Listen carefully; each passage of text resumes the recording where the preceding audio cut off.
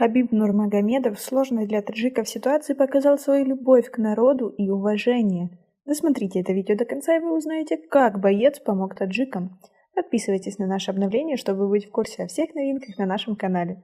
А вы знали, что у вас такая большая фанатская аудитория в Таджикистане?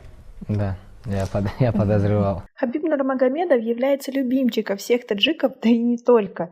Но несмотря на огромную свою популярность, он остается скромным и добродушным. Когда я сюда летел, я, честно говоря, не думал, что столько гор в Таджикистане. Этим она и схожа с Дагестаном. Хабиб не раз высказывал таджикам свое уважение и разделял с ними проблемы. Но это не пустые слова, а реальные дела. Из-за сложной ситуации с коронавирусом многие мигранты остались в России без возможности вернуться домой.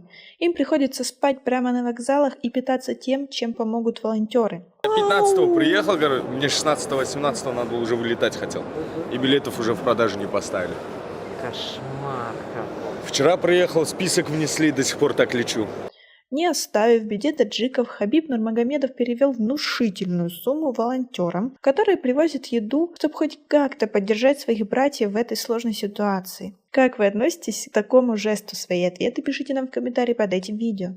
Сам боец не хотел распространяться о своей помощи, но волонтеры, зная, как таджики любят Нурмагомедова, решили им рассказать, чтобы поднять дух и хоть немного порадовать.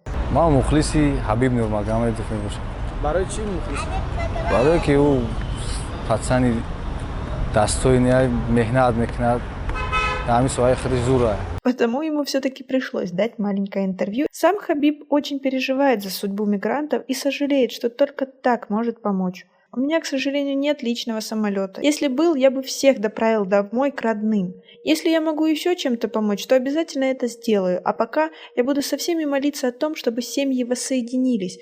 Ведь в такой сложной ситуации государство не может всем уделить достаточного внимания. Потому мы должны воссоединиться, чтобы помочь друг другу. Надеюсь, мое послание будет услышано и еще много людей решатся на помощь.